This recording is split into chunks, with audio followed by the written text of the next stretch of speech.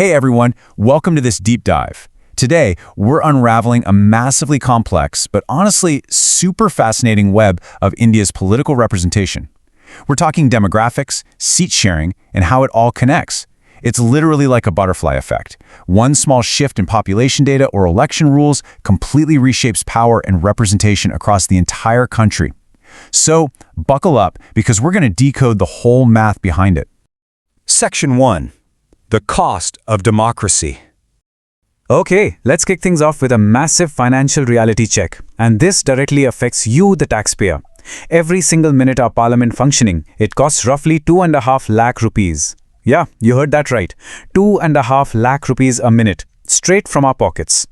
So when you zoom out, the annual cost of running parliament is about 100 crore rupees.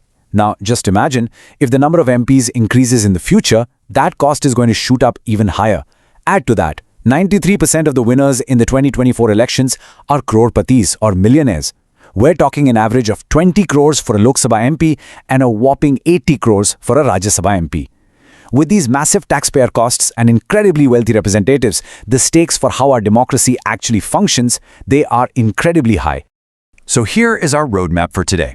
We've just covered the cost of democracy. Next up, we'll look at the Constitution and Delimitation, the historical shift of 1976, the 3 proposed bills, why exactly those bills failed, and finally, what all this means for the political future in 2029.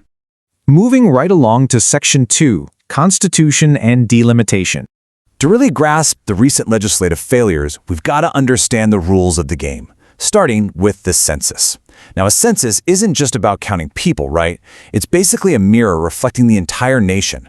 Conducted every 10 years, it acts as the foundational roadmap.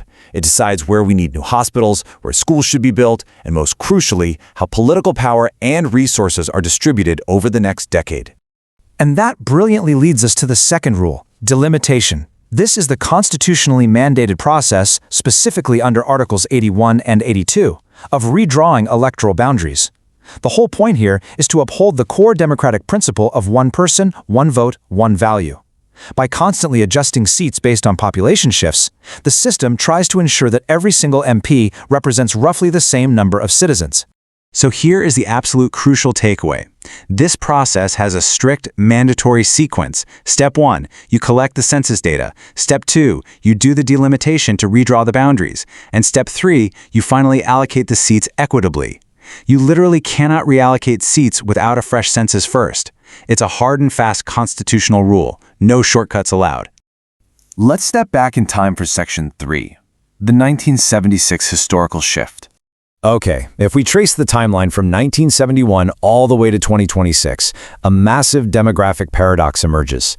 Back in 1976, India was wrestling with a population explosion. So what did the government do? Through the 42nd Amendment, they froze the number of Lok Sabha seats.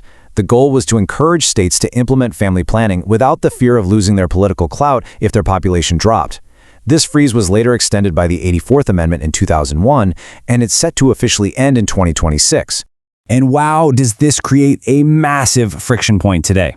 On one side, you have the southern states. They successfully managed their population growth and became massive economic engines for the country. Naturally, they fear that strict adherence to delimitation will basically penalize them with less political power.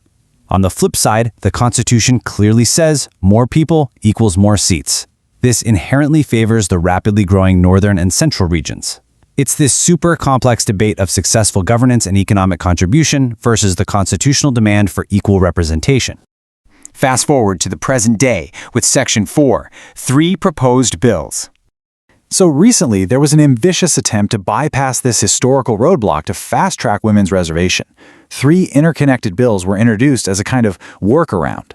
The 131st Amendment bill tried to bypass the upcoming census and just use older 2011 data to immediately grant 33% women's reservation. Riding right alongside it were the delimitation bill to set up a new commission based on that older data, and the UT Amendment bill to extend this reservation to Puducherry, J&K, and Delhi. But here is the multi-million-dollar mouth problem they had to solve. How do you give women 33% of the seats without unseating any of the current MPs? The proposed solution? Just expand the pie. The plan was to dramatically increase the Lok Sabha's capacity from 543 seats up to 850 seats. By doing that, they could comfortably reserve 181 seats for women. However, inflating the seat count like that would entirely shake up the balance of power between the states. Which brings us to Section 5. Why did these bills fail? Because, let's be honest, if the goal of women's reservation is universally supported, why did this whole legislative package collapse? Well, the procedural math was pretty brutal. Since the 131st bill was a constitutional amendment, it required a special majority to pass, meaning a minimum of 352 votes. But it only managed to secure 298 votes. Failing to hit that crucial number meant the foundational bill was flat out rejected. And this triggered an immediate domino effect. Without the core 131st Amendment to legally bypass the census sequence, doing a delimitation exercise right now became constitutionally impossible. So the moment the main bill failed, the delimitation and UT Amendment bills had to be instantly withdrawn. The whole workaround just completely fell apart.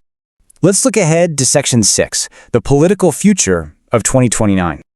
We are now barreling toward an unavoidable, monumental deadline. In 2026, that historical freeze from 1976 is finally going to lift.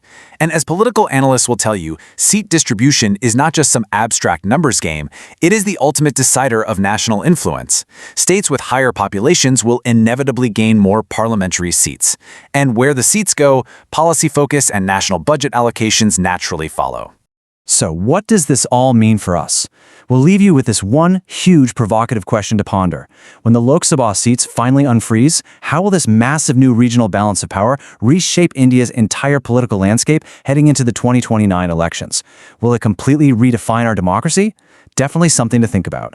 Thank you so much for joining us for this deep dive, and we'll see you in the next one.